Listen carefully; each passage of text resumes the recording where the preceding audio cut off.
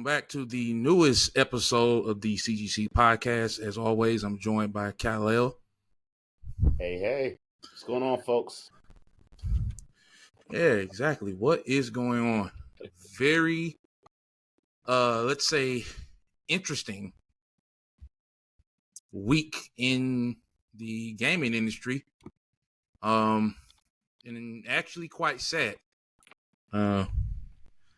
Once again, we got news of another, what was it, 1,200 jobs lost this week? Yes. So it brings the total based on Kotaku's numbers to 1,800 within the first 2 months.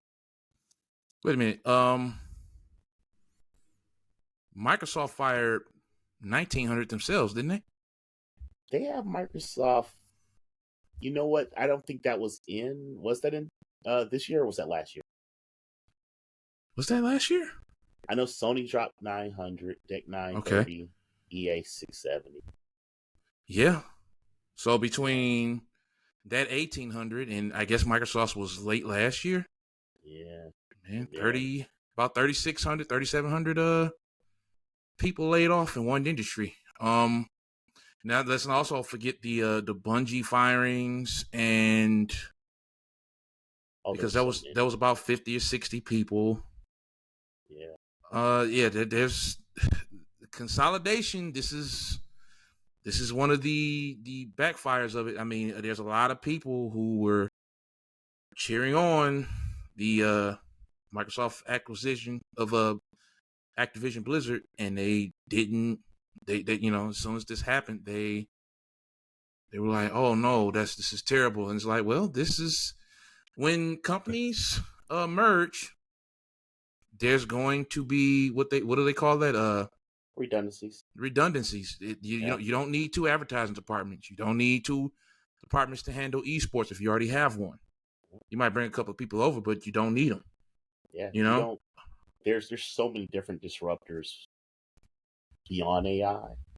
But you were right. Microsoft happened in January, so we're close to like 4,000 people. 4,000 people fired. Yeah. So, I got people I graduated with that are in the industry, and I've had to do calls and check up on people, and it sucks. But we're at that point where, in order to keep itself from crashing, the game industry is doing a lot of, I guess you call them necessary evils. Oh yeah. That yeah. And with the way they're trying to appease stockholders who want to see them turn a profit. I mean, there's a myriad of reasons why people get fired. I believe Bungie was dropping people because they didn't want to be hostily taken over by Sony because of the aspects of their relationship with Sony in that merger or acquisition. We also had. Go ahead. I'm sorry. Just want to update you. Yeah, actually, based on Kotaku's actual numbers, they're saying close to 8,200 people have been or will be laid off this year. That's their estimation. Yeah, man. I got a degree in comp sci software engineering. And it was always a dream of mine, right? Oh man, I would love to work at PlayStation or Nintendo or something like that. But something about it just always hit me as, maybe don't do that. It could be scary. Not the creative side, but just like while chasing my degree, man, I saw THQ and Midway get shut down. And these were companies that had like big IPs, but mistakes made by upper management and bad decisions on what kind of products to put out kind of just cost all those people their jobs. The few that did survive were lucky enough to get hired by somebody else who might still fire them. That kind of ran me away from it. And I figured if I do end up making something, I'll probably do it independent with my own money. I mean, I can't fire myself, right? But I think independence is the way to go. And speaking of independence, I believe one studio actually dodged being closed and having people fired because of Microsoft's willingness to let them become independent again. Toys for Bob, creators of the last Crash Bandicoot, Spyro games, the Crash Bandicoot and Spyro trilogy remaster, and the Skylander series claimed its independence this week and broke away from Activision, Blizzard, and of course Microsoft. And a lot of people within the Xbox community were pretty pissed about it. They were upset. And I guess they just didn't understand those dudes were probably going to get fired. I mean, maybe, but here's the thing. They're actually talented developers. And under their old orders, they had been spending most of their time making Call of Duty, drawing rocks and making vehicle textures for Call of Duty. Like they were doing really technical stuff for Call of Duty. That's not. It's a waste of talent. Yeah, waste of talent. Especially, let's be honest. If you've seen any of the tech videos for stuff like Unreal Engine 5, and you kind of know what's going on with AI, the whole idea of being wowed by graphics is going to be not a thing anymore. It's been dead, right? Like, okay, you can making a game look realistic or kind of breaking that what do you call it, the fourth wall or whatever. That has already happened. That kind of happened at the end of the PS3 era, right? Yeah. We with the graphic, everybody's graphics is good. We've had good graphics. Yeah. Stylized is, that stuff stands the test of time. That's what, So but even the most amazing graphics, and we know that Unreal 5 is still most of the legwork, just the way it's designed, right? If you're talking about Unreal games. Yeah. So I get why, when I booted up Immortals, I'm like, man, this game looks amazing. But at the same token, it's like, once you see the tool set, you're like, oh, okay. Yeah. Like, yeah, it looks amazing, but the engine is designed to do that for free, you can, so, hopefully, because these tools are easier, hopefully we're moving to more of big companies being like Devolver and publishing little companies' games, private companies' games, doing the legwork, making sure this is not malware, you know what I mean? Or there isn't copywritten art or music or anything in there, definitely holding some sort of seal of standard use, or some type of standard, right? Which is what you get with the console industry, right? Which you don't get with PC. Generally, even with Nintendo's most lackadaisical handling of the App Store, you tend not to get, malware. You tend not to get the same kind of things that once they find out in Steam gets game pulled, right? But hopefully we're moving that way. Hopefully we're moving to how everything else is kind of moved to more of an individual creator's level. If you look at anything from comedy to sci-fi, there's a YouTube or social media parallel to what's happening at the big markets. And a lot of those things have always been of the same quality, if not better. I mean, you wouldn't have a Monty Ohm's career if people didn't dig Monty Ohm's stuff. You know what I mean? Right. Absolutely. Yeah. And man, now in claiming their independence in a big post, they also mentioned that they are talking to Microsoft about doing some kind of agreement where Microsoft will still publish their games. Oh yeah. So I it seems mutually beneficial. These guys don't have to worry about Microsoft saying, "Oh, we still need to cut budget. Let's kill off let's kill off this studio," and Microsoft still gets to possibly publish their games as a second party developer. Yeah. And more than likely, they're working, like they kind of hinted on they're maybe working on like a Spyro game or something like that. Mm-hmm. Which, if so, cool. But like, yeah, you saw people getting mad about it. I understand they're a talented developer, but man, they they probably almost got closed down. Like, Yeah, or gutted, or moved to a project they didn't want, or or absorbed. Like yeah, they were already being used as like you said, probably texture editors for Call of Duty or yeah. vehicle. Like, because I believe not Volition.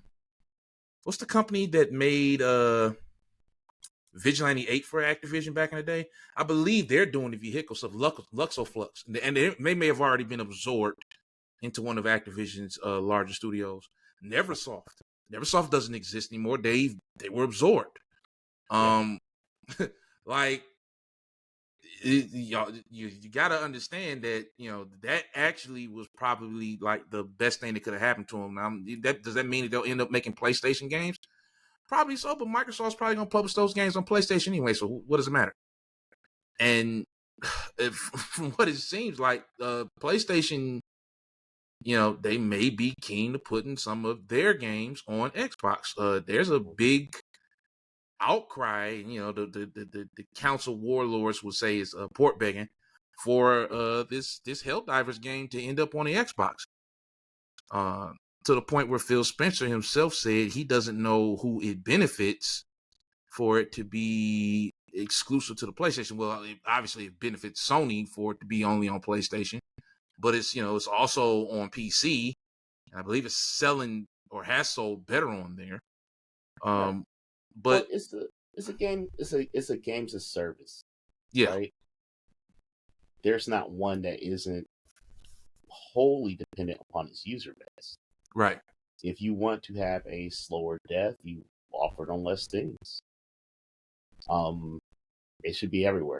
It should be, if you're gonna follow Fortnite's path, you got to follow Fortnite. Yeah. Like, the only thing Fortnite isn't on is iOS, and that's because And technically, they want that 30%.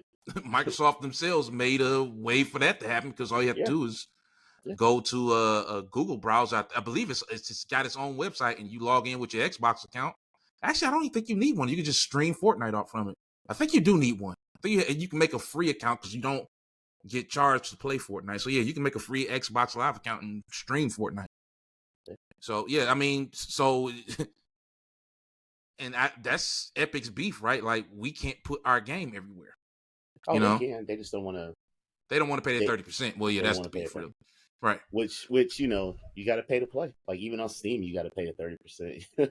Right. Only place that you don't got to pay 30% is the Epic Store. That's their whole, Yeah. if you're an Epic Engine game, So yeah, this year what are we in March? Mm-hmm. And Just we already got, we're talking about a possible 8,000 firings. I think we're at around 3,800 right now. And yeah.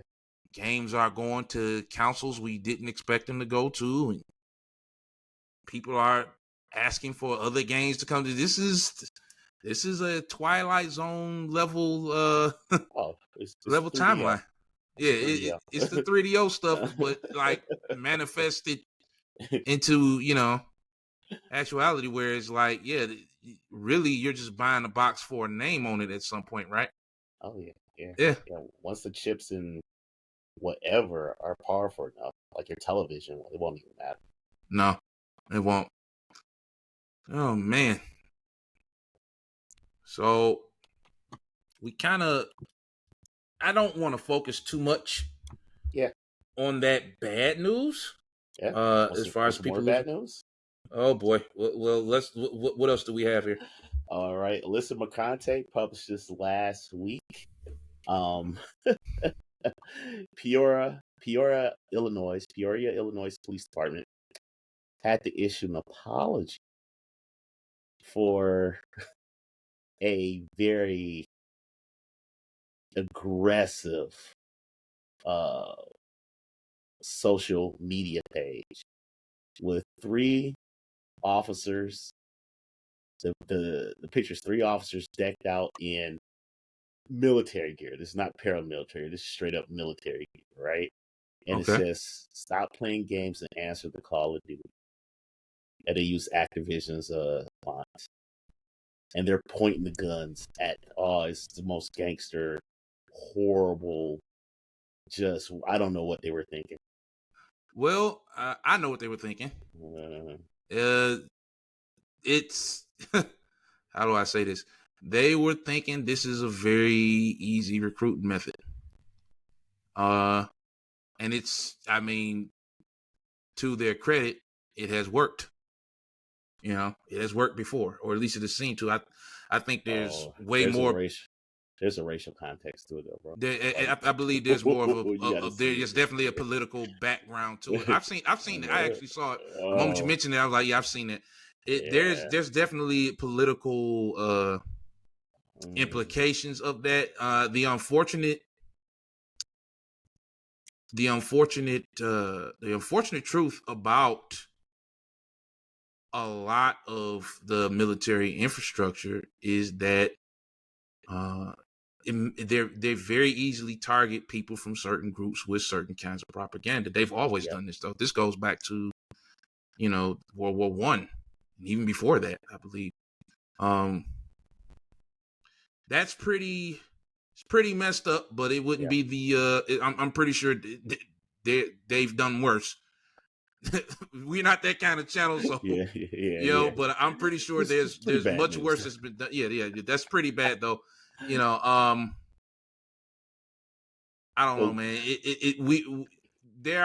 We're one day we're going to have the discussion about the kind of players that you would be targeting with, the military sim style advert for being a player. Because if you've ever gamed in those communities, it has a demographic. Let's just say that it has a demographic, and they would definitely be keen to that kind of advertisement.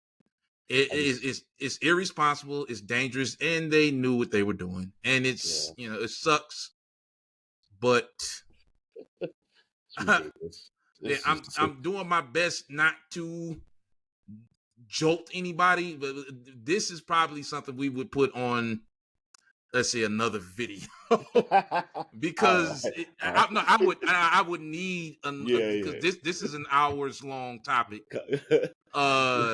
But yeah, that's pretty messed up and disturbing and disgusting. But I mean, well, let's get back to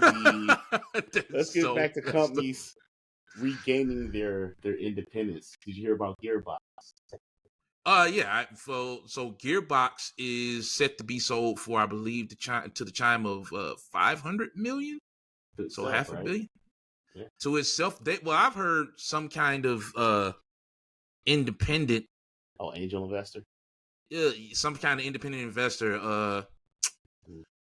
Do we have any showcases coming up anytime soon? Other than the June Microsoft one? No.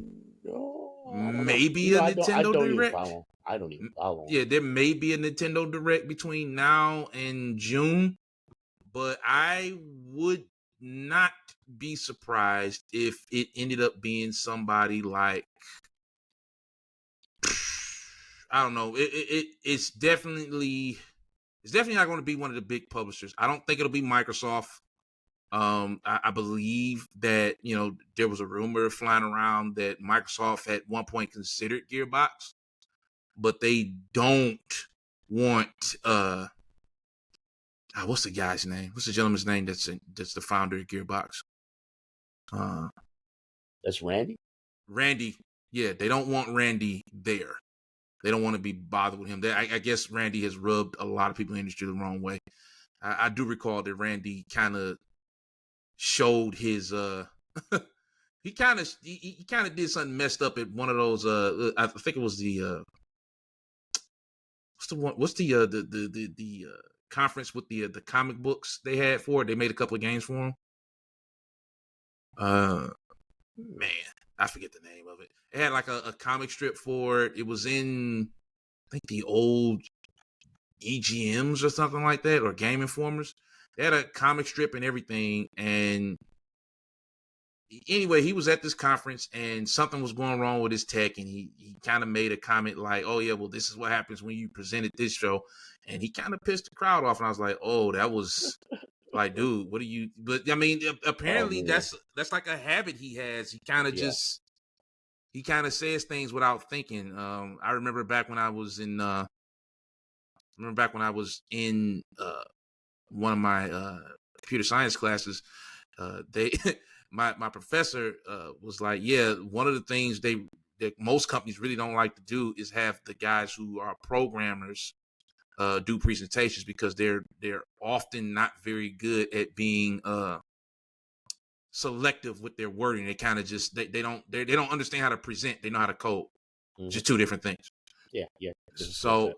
So and Randy kind of has that. And I hate to be calling this guy Randy. I can't remember his last name, but Randy kind of has that. Yeah. Pritchard. There you Yeah. go. Mr. Pritchard usually has. He does not hold his tongue, or rather, he doesn't watch it. He kind of just says stuff sometimes, and I guess it hasn't endeared him to a lot of people within the industry. But that's good for Gearbox. Like I said last week, they're making some kind of new product that he claims is like the best thing they've ever made. Obviously, why would you say, yeah, what we're making it sucks? I think only Burt Reynolds has ever done that. But yeah, I guess he's talking up a new Borderlands, or maybe some kind of live service game. I hope it's not a live service game. I think we got enough of those, but Well, 9 times out of 10, they're who knows? definitely ramping up from their website, Gearbox Software. There are Mm-hmm. multiple positions they're hiring for right now, Yeah, including IT. Including IT and position there. I know, right? And Uh, my best guess is it's some kind of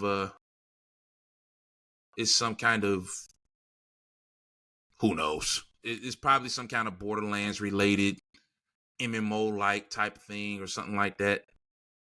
We'll see. I said, I think the main reason they were able to get their independence back, if it was indeed them who, who got the independence, is because Embracer Group is probably like, yeah, we're not taking any more risk. We're done taking big risks. Like I think Embracer Group is actually about to fall in line with what we were talking about a few months ago, where they just, they're making more so the remastered classics and things of that nature, like the Star Wars Battlefront collection and things like that. They're going to bring back games because they actually own a lot of IP that were hurt by that GameSpy shutdown a decade or so back. They actually own those IP and could bring that stuff back. So it looks like Battlefront collection is the first of those, which should be pretty good, because I know a lot of people were not fans of EA's projects, and then having to prematurely abandon it because they kind of scare all the fans away with the pay to win stuff. So I don't know if this game is going to do as well as people. Like, nostalgia is very, very, it can deceive people. But I've already got a copy of it. I'm looking forward to playing it. I don't know how long that game's actually going to last, though. But the good news is it's only $30, right? So, oh yeah, what are you really losing by giving it a shot? Yeah, this is what's going to be, I think, the norm. Let's see what some good news. John Cena is finally in Mortal Kombat, and seems that a lot of players are really liking him. I found it funny because he's literally just, it's literally just John Cena with a stupid outfit on. It's him in his Peacemaker outfit from the TV show, which was really good. yeah. And like, he's got some nasty combo potential. Like, he can do like, I think 40 to 60% damage combos. He's probably gonna be nerfed. Sonic Fox already labbing for 70%. Yeah, I saw Sonic Fox like labbing for some ridiculous amount. I'm like, man, he's got some nasty resets. He's got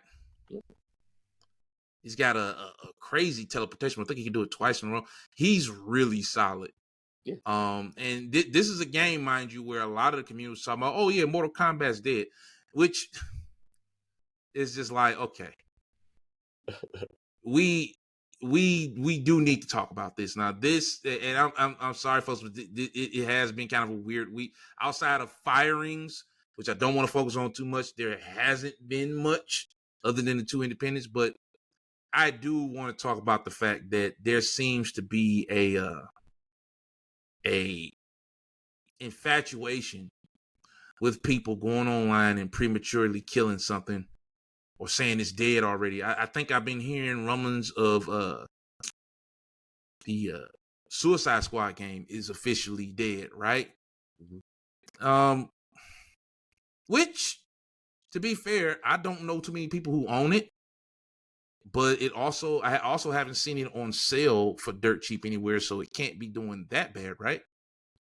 I would assume that it's not doing great, but I would assume that they were going to make it's a weird game, right? Because they clearly made it to be a games of service, and then they got scared and removed all the games of service aspects and still tried to sell it for a normal price, when that's just not how you do it. Like, just don't do it that way. Just follow what Hanukkah and follow what Genshin and follow what League of Legends is. League of Legends already given you keys to success. Do what League of Legends does. If you're going to be a games service, be free to play. Yeah, there's a ton of games that I think have died because they tried to charge a premium for something that clearly wasn't designed to be done, as far as its content on the first day accessing it. Like, let's see, Bleeding Edge by Xbox. That game was $30 at launch. And it was not a bad game. It wasn't the best MOBA style game ever made. Far from that, but it was not a bad game. It was actually pretty damn good. It's just required a lot. So people are upset about Overwatch again for some reason. And it's clearly because, like, one thing about Overwatch is that whatever meta exists, that meta holds.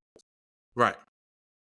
Bleeding Edge is like an extreme example of that. Like, there was no one be more than one allowed.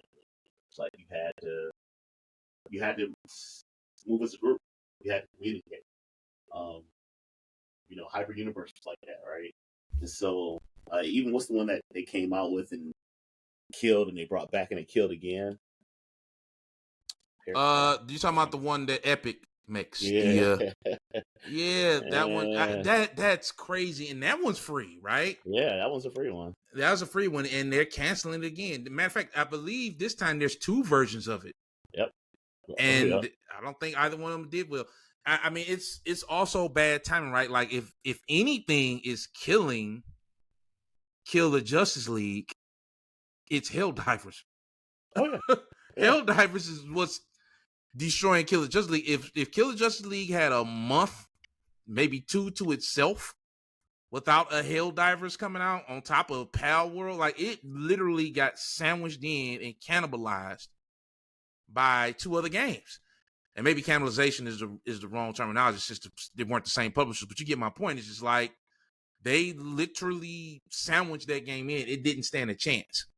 I think that goes to the strength of alternate IPs. For a while, Marvel and DC and Star Wars were these really huge IPs, and they still are. They still are, right? But they compete against manga. They compete against anime. They compete against TikTok. You know what I mean? So you're getting to a point where we had an Avengers game that didn't sell. You had a Great Guardians game didn't sell. Yeah. I don't know numbers about Midnight Suns, but they threw it in a humble bundle. I'm pretty sure Midnight Suns did not do it, but that game, the way that gameplay loop alone wasn't going to. I mean, but then again, a few months later, Baldur's Gate came out and it killed. So I don't. Yeah. And it's a turn-based RPG, no, well, not completely like Baldur's Gate, but I mean, like a Midnight Suns, but I mean, still turn-based RPGs, more strategy, but I mean, there's strategy in RPGs anyway. So, like, what the line is thin that Yeah. differentiates the two is what I'm trying to say. And Yeah, once you start playing more than one character, you're technically playing a strategy game. or an RPG. Yep. Yeah, RPGs are role playing, so you usually play the role of a character. Right. Once you start playing more than one role and you're able to synchronize abilities and all that, you've moved into strategy. You're not a role playing. Which once you start getting a party in Baldur's Gate, that's kind of what you're doing. Yeah. So not the line is like thin, Yep. and I don't know, man. Like, when's the last time D&D could be more considered more popular than Marvel? Then again, the last good movie between either IP I watched was the Honor Amongst Thieves D&D movie, which was excellent. It was better than any Marvel movie I've seen in the last year or so. So, and the spinoffs like Vox Machina, right? Vox Machina, I don't think is D. I think those are people who Critical played Role. D&D. Yeah, but it's not Critical D&D Role directly. I don't think is a spinoff. Critical Role is like their spinoff, right? And they actually included the Critical Role subclasses in one of the episodes. Okay. So it's adjacent. Gotcha. Yes. Gotcha. Okay. Yeah. So it looks like smaller IPs are the way to go, and if that's the case, that's why then EA built. Yeah, EA built. They built on Star Wars. Yeah, they built on Star Wars. Well, they're still making the Jedi Outcast 3, I believe. But what does that mean for like the Black Panther game? Are they canceling that? I don't know. I don't know if they can. I don't know what their monies with Disney is tied in, but they said that they're moving away from other IPs, from IPs that they don't own, because there's less money there. Between what you have to split and then the production costs to make it something worth looking at. They saw the Sony numbers. Excuse me. Yeah, which is scary, right? I guess, did Spider-Man really not cut the mustard like that? No, great game. It's just cost too much to make. Damn, that's they're not movies. They don't. Usually it's a worldwide release, right? Yeah. But if you don't put it on every console, then you're not getting the benefit of a worldwide release. Yeah. Hollywood gets to make it up in other countries. Yeah, because there's a theater everywhere. Mm-hmm. And they can make it up on rental, which games can too, but you really only have Game Pass and PSN, and that's it. Now, but let's aside this. Let me aside what you just said with this. Mm-hmm. I'm older, so I remember, and I love saying that because sometimes you get in arguments with guys that are younger. He's like, dude, I remember when basketball season started, I had 5 or 6 choices. I didn't have to hope NBA 2K was good that year. I could play live instead, or I could play NBA Action, or I could play the Fox Sports game, which was garbage every year. I could play Shootout by PlayStation, or In the Zone by Konami. I know, I'm there's a point to this, Rent. I remember when football season rolled around, I could play Joe Montana Sports Talk Football, or I could play Madden, or I could play Tecmo Bowl. I had choices. Mm-hmm. Even with the Marvel stuff, right? Sega had a Marvel game, and Capcom will make a Marvel game for Super Nintendo. It didn't matter what console you were on, you never missed out on stuff like that. You could play any kind of game anywhere. This whole selling marquee IPs to one publisher who's on one console is dangerous, irresponsible business. I'm just going to be honest with you.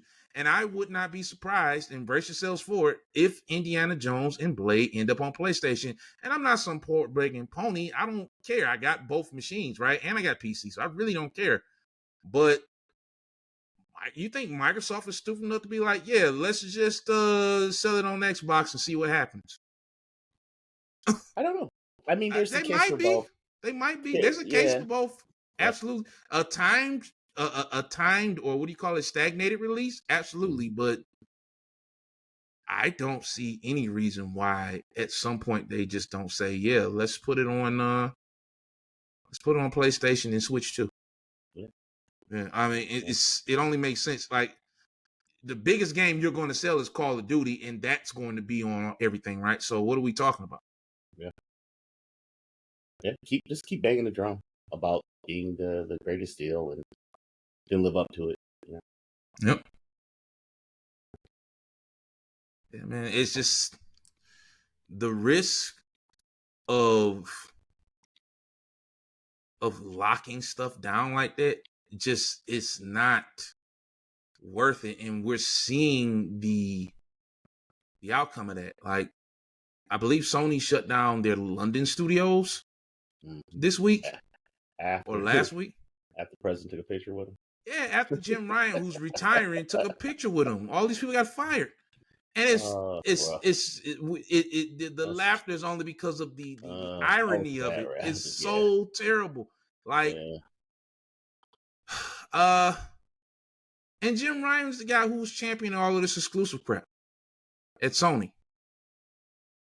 He's one of the people that was championing that crap, and he's probably retiring with a golden parachute or whatever, and these people lost their job.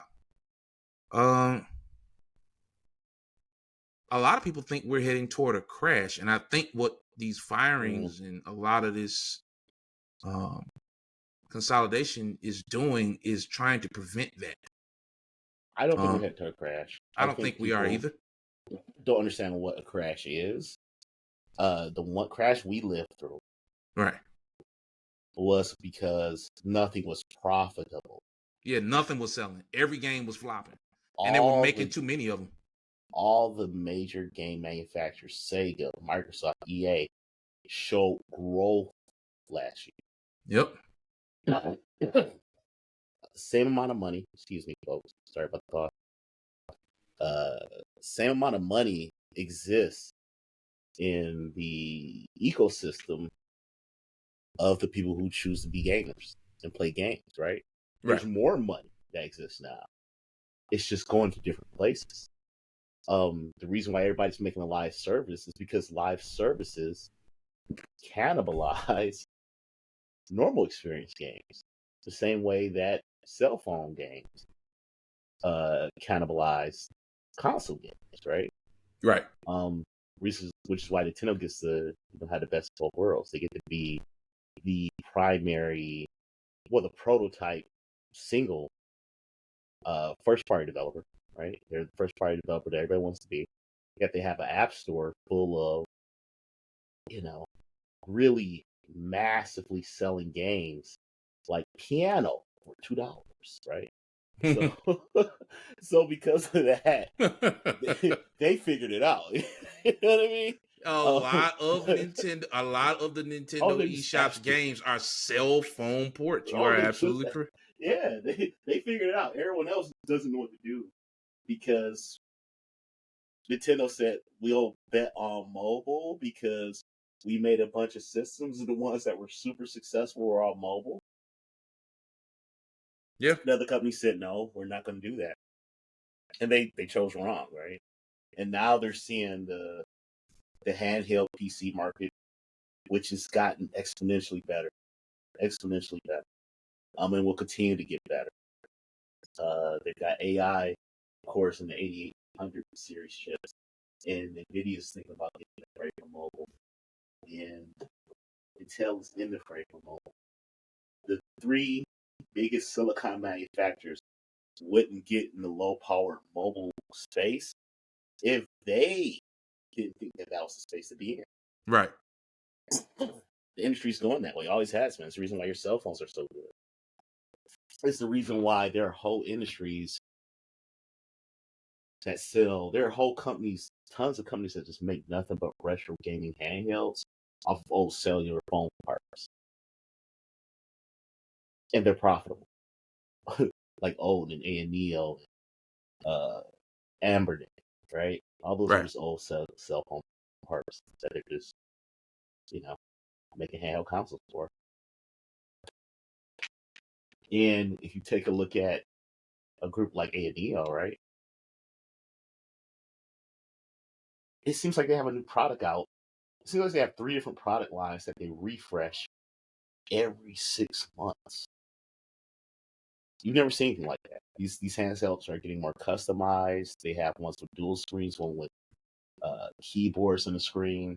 Yeah, it's like they have at least 9 or 10 handhelds that are like in a family of handhelds, and you just get to choose basically what your ceiling is for emulation, right?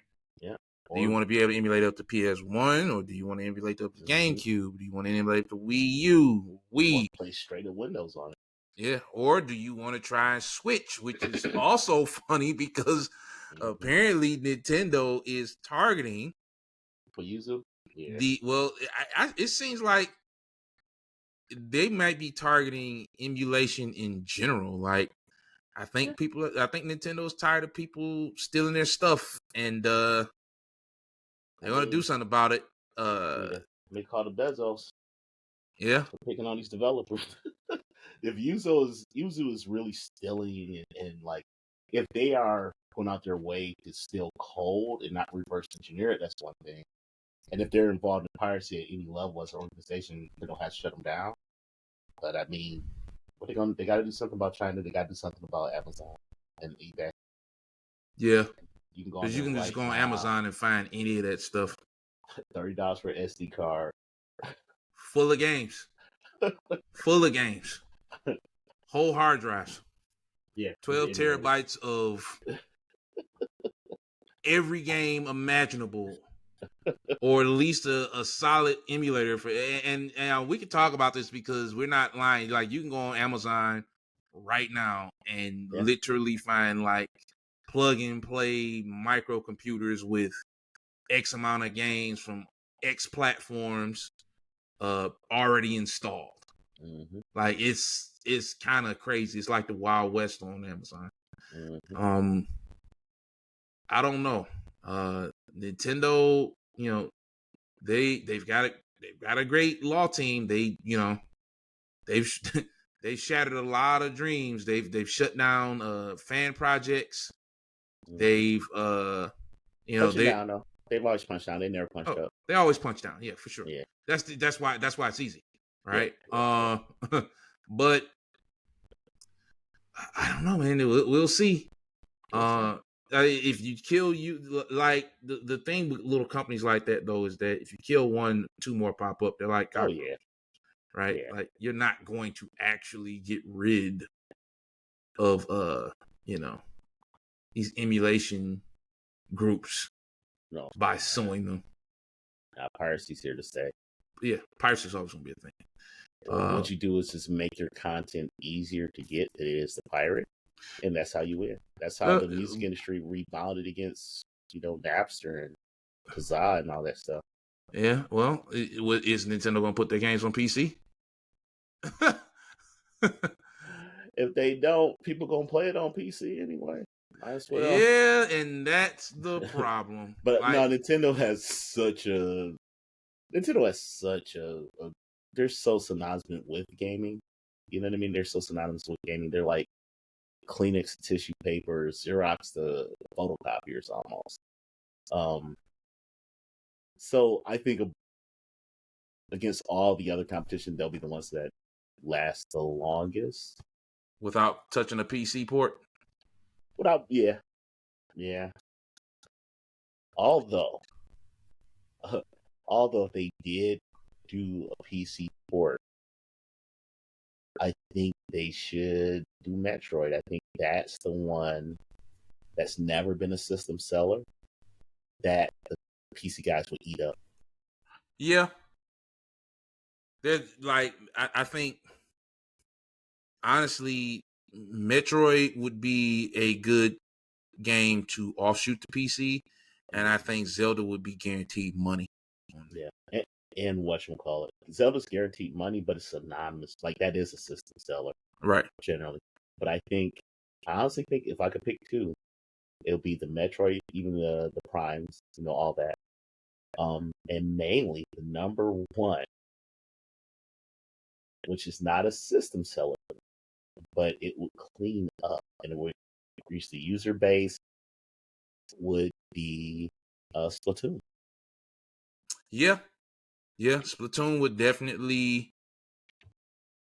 You know what? I could honestly see that game working on cell phones too. Oh yeah, I'll put Splatoon everywhere. I mean, they tried. Sony tried, and Sony did it backwards. They backed the SquareSoft game. That's a Splatoon Lite, but then it's locked on, and they gave it away for free on PlayStation, which is cool. The Foam Star, but it's still locked on the PlayStation architecture. That should have been a PC. That game didn't launch on PC. I don't believe so. I could have sworn it launched on PC. Wrong. Let me check.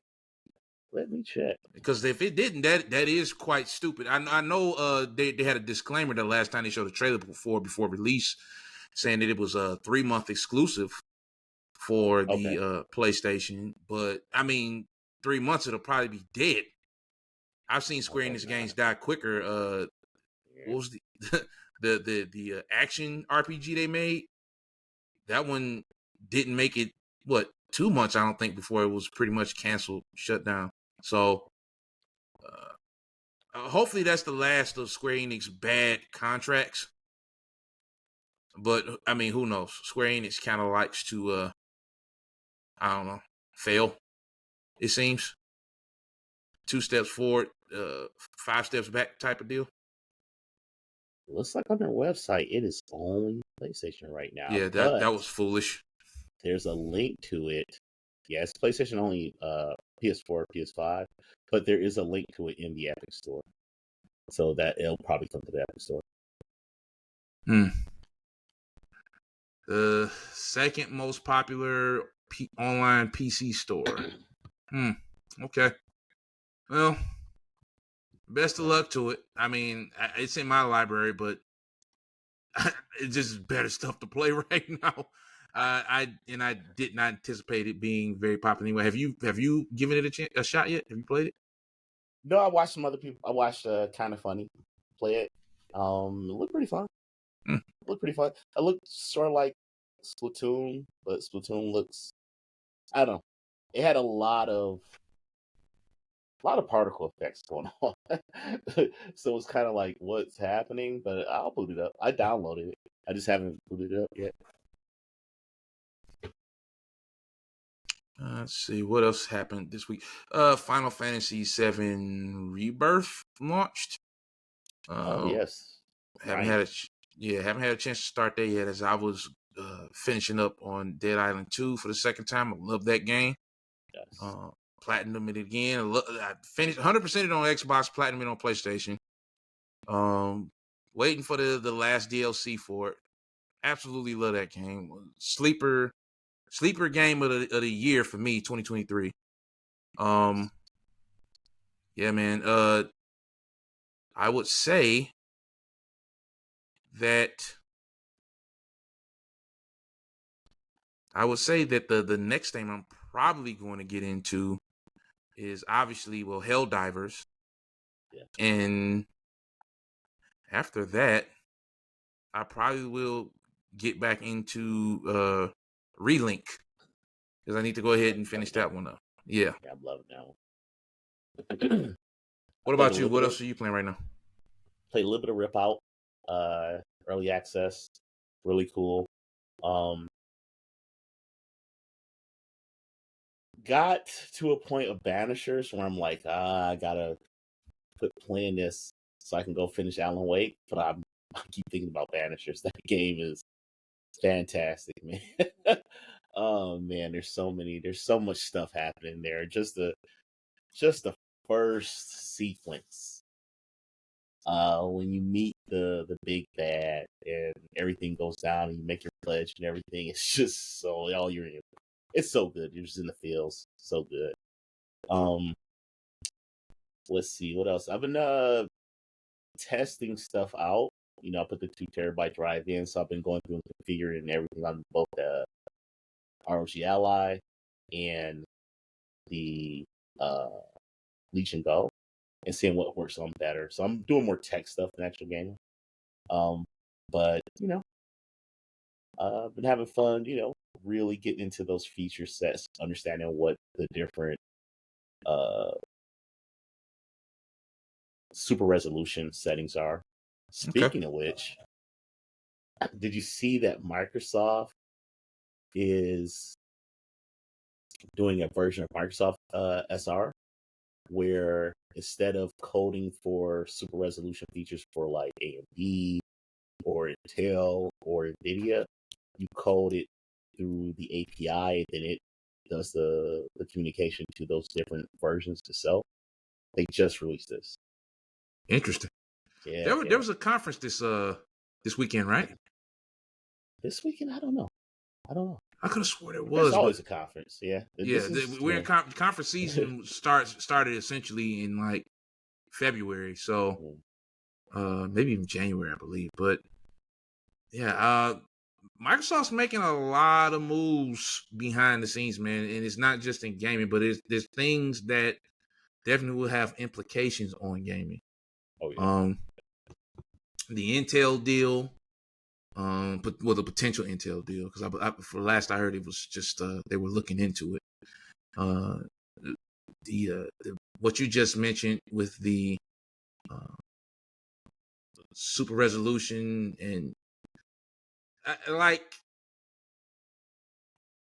I think they are fully understanding what their role is now.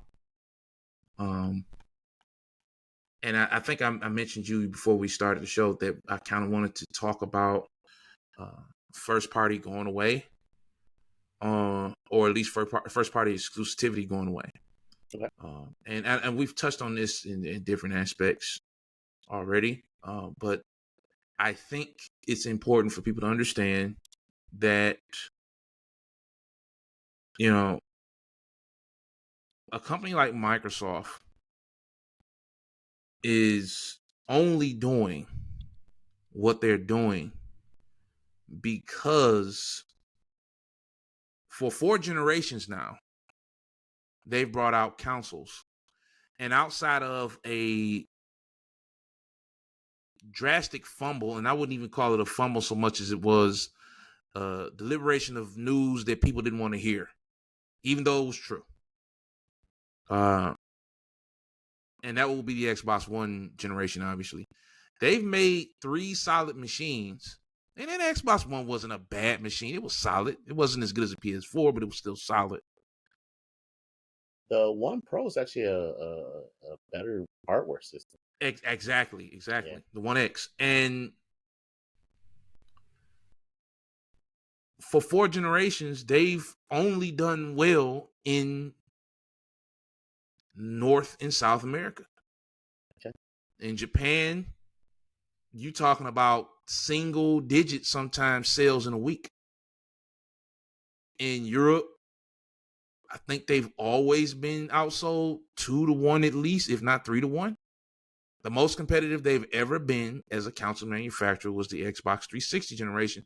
And a lot of that attested to the fact that Microsoft was out a year ahead and had convinced a lot of third-party developers at that point, you might as well make games for our platform because, we have a bigger installed user base. And then a lot of them probably realized that themselves, right?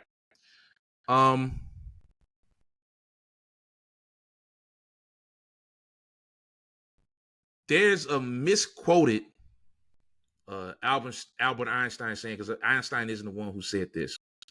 But what did it say? The definition of insanity is doing things the same way over and over again and expecting it to work the next time, or something to that.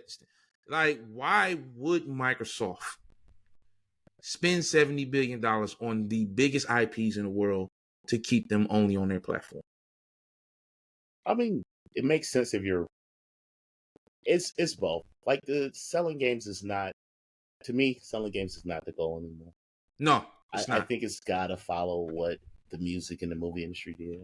Make it available any way somebody wants to access it. And if that means on screens that don't have Xboxes attached to them, so be it. Yeah. a lot Oh, of people in these communities are like taking this the wrong way. And when the PlayStation guys finally get that news that, yeah, such and such PlayStation games are probably going to be on PC day and date, God forbid something like Helldivers ends up on launching on Xbox by Christmas. I'm seeing mental breakdowns over this stuff. that's nuts. Yeah, which is Games. crazy, right? It's the video games, right? There's way more important stuff to have a mental breakdown about, you know what I'm saying? But there's people having mental breakdowns and whole changes of their mentality, which was They're probably too connected. already. So what now? They're too connected to it. Yeah, you're way too. It's These are not. market forces that are way outside of your control. Yeah, like you're not a billionaire that owns stocks, dude. I'm sorry. Nope. You never had control of how this was gonna flow. I don't care who you ate dinner with. I don't care who you have who you can talk to or send messages to. If you don't work there and you don't own stocks, you never had that kind of power, my guy. Never. And historically, when the players who are currently in charge are booted out, the next version is even stronger. If we still lived in a situation where it was a two-way split between Sega and Nintendo, or a three-way split between Sega, Nintendo, and NEC, we wouldn't have gotten Sony and Microsoft, right? Nope. Sooner or later, it may behoove, if the laptop manufacturers and tech manufacturers, for some reason, get out the game, right? It might behoove AMD, Intel, and Nvidia just to create their own product. You know what I mean? Like, I doubt that they will ever change their business strategy because they're chip manufacturers. That's what they do. Right. But I mean, Intel did create the NUC. That was their thing. Yep. So it's in the realm of possibility that they just create their own product, the same way Apple creates its own product and chips and everything else. What happens Certainly then? wouldn't be surprised if it happened. Yeah, what happens then? What happens when the companies that pay for the chips and pay for the motherboards and the engineering not to compete with the ones who are creating that engineering? You're kind of getting that now with the, we talked about that before with the mini PCs, the 780Ms. They just released the 8840HS, which can draw more power than the 784U or the Z1 Extreme. So you see what those can do. Like, are the ROG Ally, are these handheld PCs right now really 720 systems? Yes. You can run them up to 1080p, you can run up to 2400, right? Right. But these are really 780p systems if you want to lock in the frame rate, depending on your game, the games I play. Right. But even on that, even on these small screens at 780p, because of the quality of the screens, stuff that's older like DOA 6 to stuff that's newer like Tech 8, it's running machines lock 60. So, it's just interesting where we're going. But I don't know. I don't know if these companies will be able to lock things down as much as they want. They can. Microsoft already has its version of a launcher in the Xbox app. It's a PC launcher, Windows launcher, but there's nothing stopping them from creating a XOS version of that. And Sony's in talks about creating their own launcher now. Will the PC gamers accept that? I mean, they might have to. But hopefully they just keep driving everything through Steam, because right now PC gaming is the best place to be, hands down. Yeah. You get exclusives from both of the console manufacturers. You've got the entirety of the independent developers, multiple storefronts, some like GOG that offers DRM-free releases. So you've got and by the very nature of the sales between the different organizations, plus how Steam allows, third-party keys, that kind of stuff. Like, it's the most you'll save. You save more. You don't have to pay to play online. You pay in other ways. Right. You got to pay with configuring. You got to pay with bugs. You got to pay with updates constantly. Drivers, OS. Yeah. All the stuff that makes PC gaming kind of like a chore. But once you deal with that, if you can deal with that, right? If you can't, then I understand. It's so much easier just to call on your system and it works. Like you will never have that experience with PC. Even though technically the Steam Deck kind of does that, and it's kind of a PC. So yeah, but you will sit there and watch some shaders compile. Yeah, for sure. You don't really get that too much. No. Like, oh, I want to play quick. Oh no. Yeah. Or sometimes it'll take a sweet time loading something because it's just it's trying to figure out how it's going to handle it. We're in a different time, man. Like, again, I am old and I remember there being choices, and like I watch these young guys and some of their videos on YouTube, and NBA 2K is dead, and it's like I never remembered a time when I was around their age where it's like, okay, NBA 2K is bad. I guess I'm not playing a basketball game this year. I didn't have that problem. Like, there were like 5 of them. If one was bad, I ditched it and I played the other ones. It isn't really bad. Like, does it work? It doesn't do everything they want it to do. Okay. And that's really, that's really the problem for a lot of them. It's not doing everything they want it to do. Some of them hate the shooting. Some of them hate this. Some of them hate that.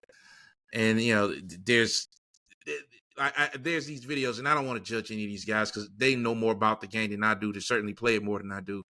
But a lot of times so I was having a conversation with somebody the other day when we were talking about how the streaming seems extremely difficult, especially for gaming, because you got a lot of people who end up playing stuff they don't even like.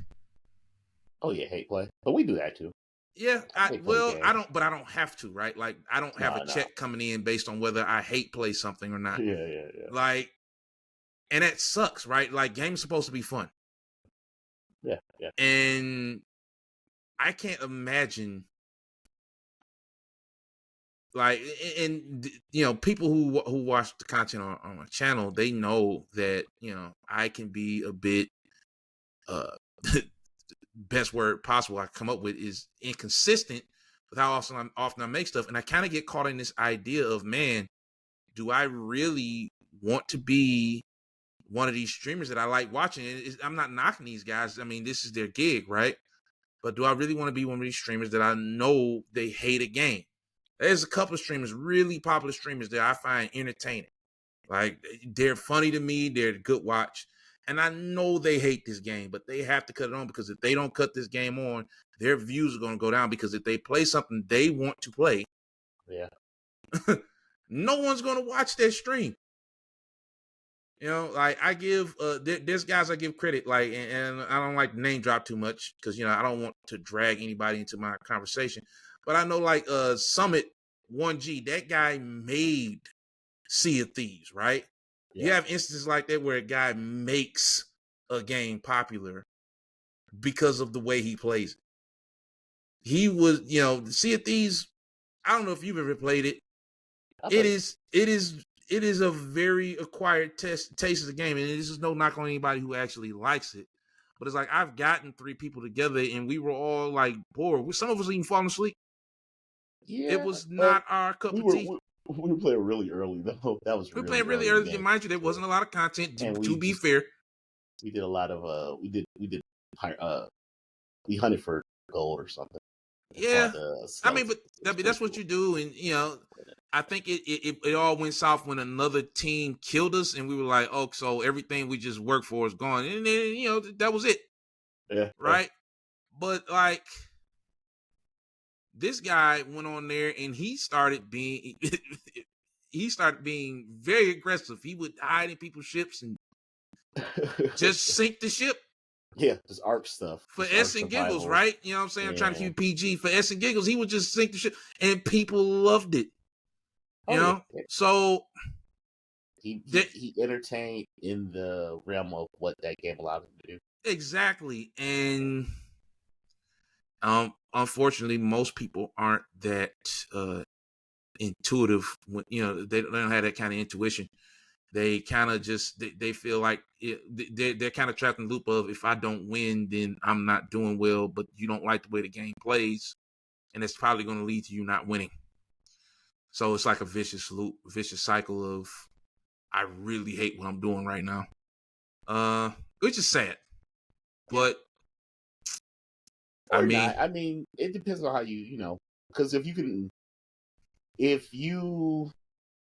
I think so. FGC stuff.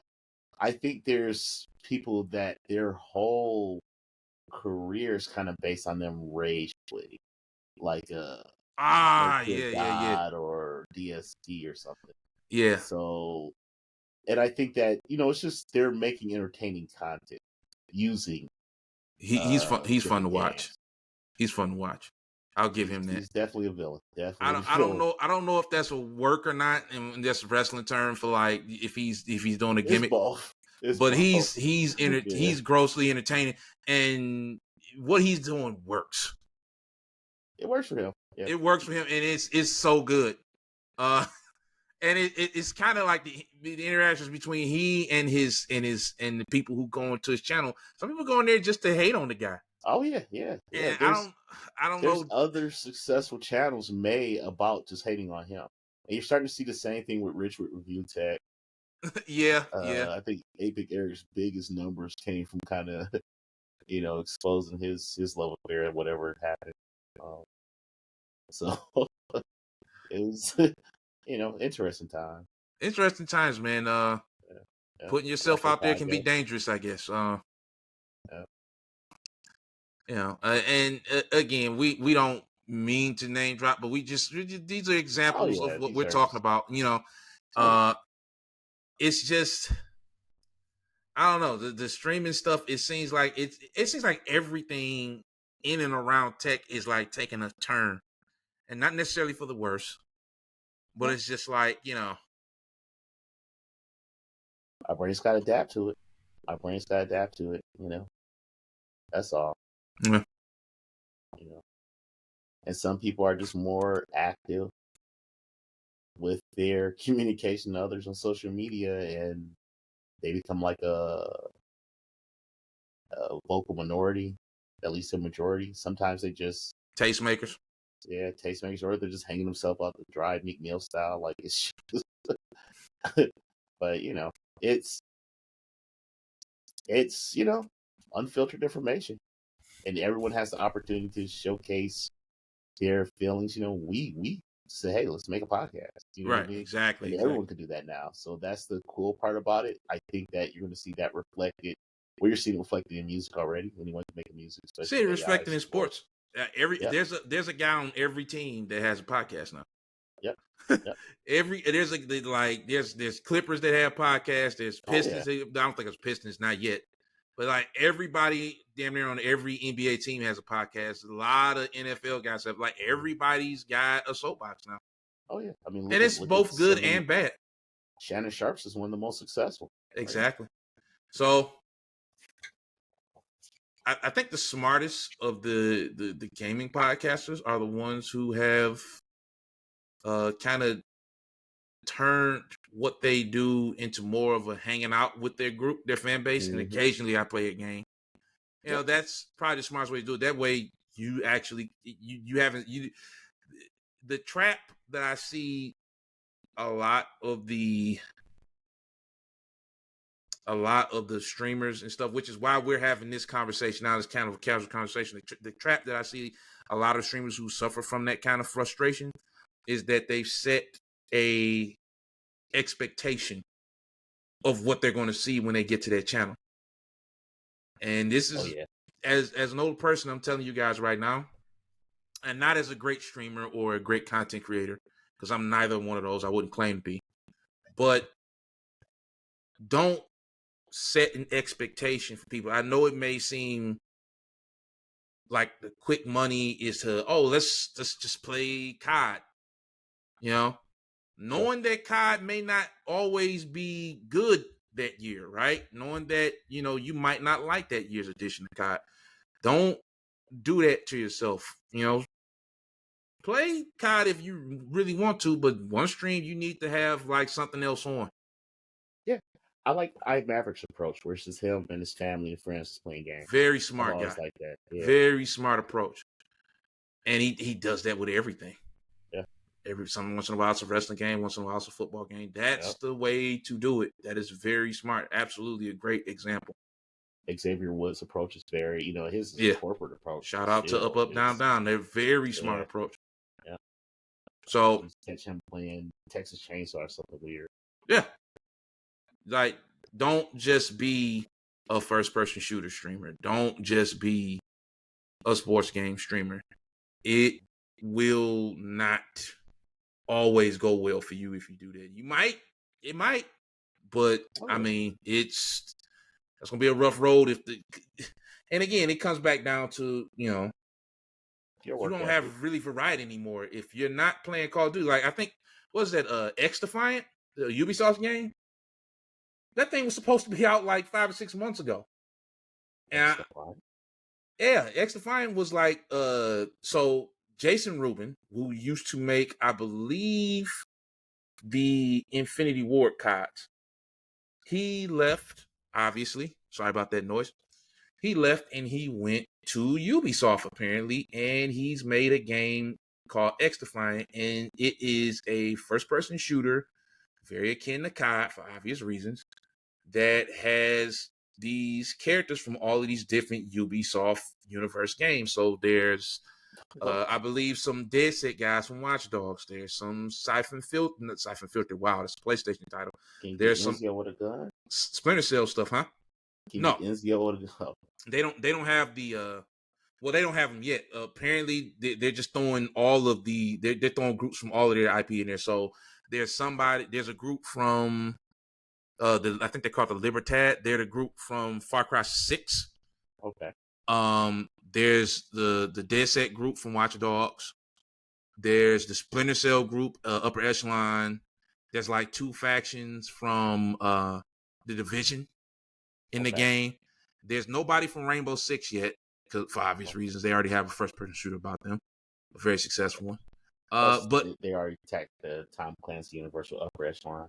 Yeah, but again, Splinter Cell and Division are Tom Clancy IPs, and they're in there. So it's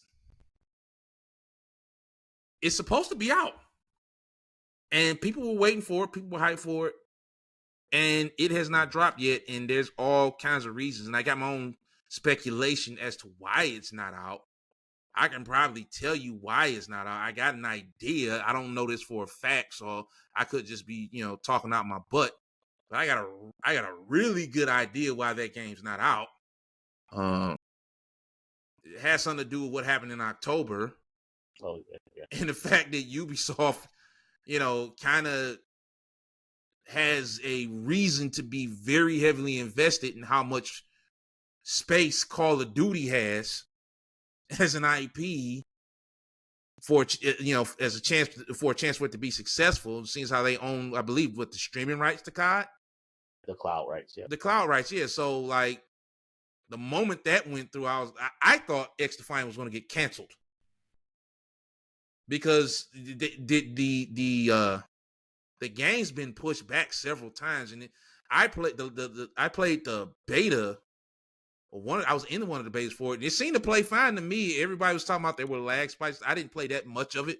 I don't get to play that much of anything, so I could be completely off base with my opinions on it. But it seemed to play fine to me. It played like a more fair COD. And I think the biggest hook to it was it didn't have any skill-based matchmaking, which is like the bane of especially streamers. Oh. That's the thing they complain about the most, the idea that anybody has a chance to win, which is supposed to be the idea behind it, even though a lot would say that that's not what it is. I mean, that's how they make it sound like. It's the basis of it is that anybody has a chance to win, but you'll win and then you'll lose because you get matched up against somebody who slows your momentum. I don't want to talk about that because I hear so much complaining about it, and I'm not calling those guys whiners or anything. Again, I don't play the game enough to be that upset about it, but XDefiant's big hook is that it has a playlist that does not have that in it. And I'm thinking, well, damn, this game should have been came out. You know, people hate the one thing people hate about the newest COD is that the skill-based matchmaking is very, very rough. But XDefiant is, I mean, they've been pump faking like they're launching sometime soon, but there's been nothing.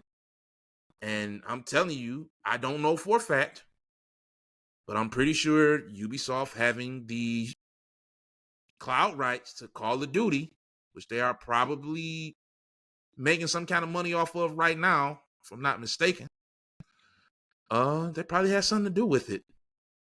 They, So you know, you don't believe that they diverted their resources to Beyond Good and Evil? I think that game's dead. I think No, because it's coming. unfortunately, It's coming. well, Don't listen no, to people. no, well, unfortunately, the guy who originally designed it, I believe, passed last year. Oh, Marcel, the guy who created Prince of Persia? Was it him? The guy who created created Prince of Persia. That was Marcel. I believe that guy passed last year. Oh man. Yeah, I believe. I you know, full disclosure. If I'm misspeaking, please forgive me. Obviously, I don't wish death on anyone, and I don't even like speaking incorrectly about it. But I believe somebody who had something to do with the creation of the original one, the original Beyond Good and Evil, passed either last year or 2022. So, and that project's been put on the back burner like so much so that I actually think some of the tech for that project has been put into the Avatar game and the Star Wars game, which is why you can fly off planet in that.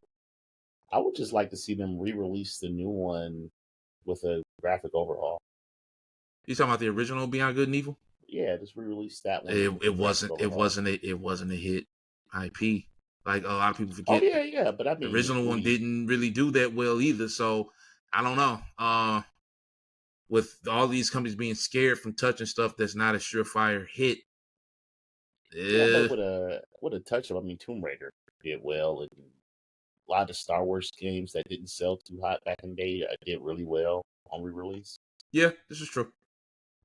But I wouldn't hold my breath on that. And I don't know about XDefiant either. I would like to actually see someone who played a modern Zelda go back and play Beyond Good and Evil, if they've never played it. Very similar. Yeah. Very similar. I dare even say Zelda probably took a couple of things from it. Oh yeah. So, yeah, man. I think interesting, more of a conversational format today.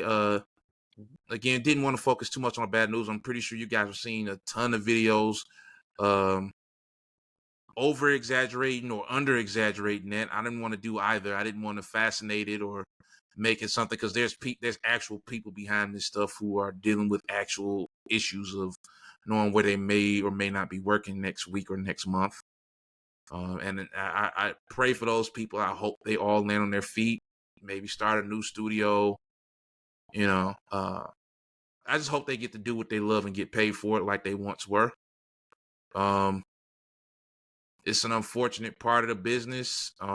These companies are going to look out for number one, which is them. And once again, I'll leave you guys with this. You guys really need to understand that these are corporations.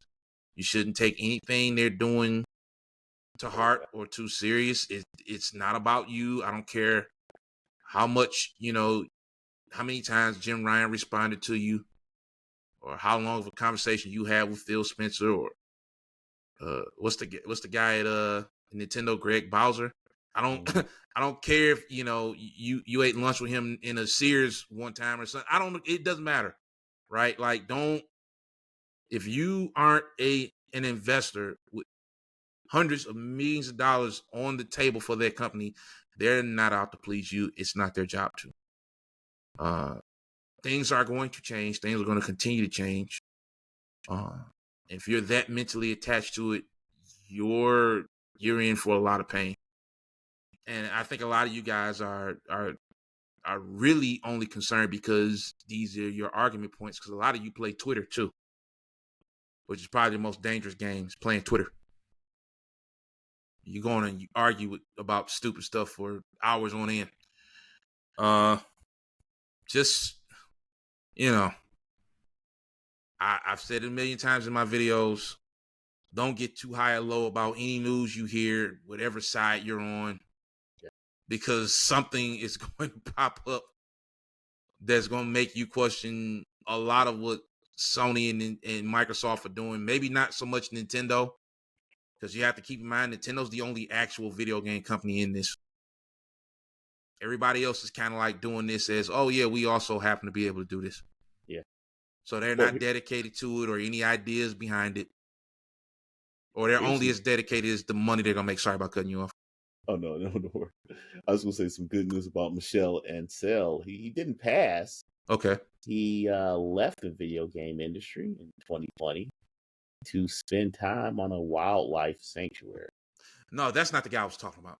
Okay. There's like 2 or 3 original creators. I think Jade Raymond was one of them, the lady that works at PlayStation now.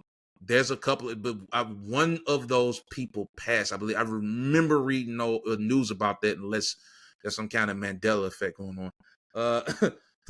But other than that, man, I got nothing else. Thank God that one guy is alive. I want to say that.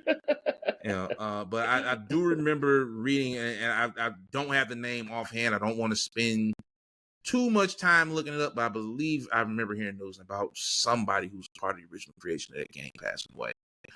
At any rate, I've said my part and thoughts. Khalil, you got any? No. We're gonna try a couple of different formats out, folks. So we got some different ideas coming. Maybe even some. We talked about the streaming. We're gonna try some streaming out as well. But no other thoughts. Just stay woke. Stay woke. Let me tell you, and I'm gonna repeat it again. Don't get too high or low about any news you hear, because I got a feeling this is just gonna keep getting weirder and weirder, man. Oh yeah. This whole thing, like. I never expected. I think years ago, me and Khalil talked about this. We've known each other for decades, and I never thought we would actually see this. But like, there's lines quite literally blurring or disappearing in some instances. And this it was kind of over when we stopped standing in line to buy games at launch night. Microsoft told you that. They told you wouldn't be borrowing games physically, and they got crucified for it. You guys killed them. You guys told them, we don't want digital assistants. You probably got an Amazon, Google, or Apple assistant in your house right now, but you hated to connect. You laughed at that videos. What was that? This is how we share our games on PlayStation. And when have any of you done that? I ain't let nobody borrow a Blu-ray in a decade almost. Like, it's like, dude. PCs don't even come with them, bro. PCs don't even come with optical drives anymore. Exactly. Like, and now they're telling you, you don't have to play games from a manufacturer in one spot. And you guys are pissed about it. Yeah, it's better. And in about 10 years, you won't be playing a Sony game on a PlayStation, probably. Yeah. So, you may not even be playing a Nintendo game on a Nintendo console. Like, most people aren't now. Thus the whole Yuzo situation, right? There's whole countries where there's a whole continent where they are not playing Nintendo games on any legit Nintendo software, but they've been playing them. Most of the planet lives on that continent. How about that? At any rate, you guys don't be delusional, stay woke, all that good stuff. And we'll catch you next week. All right. Peace, y'all.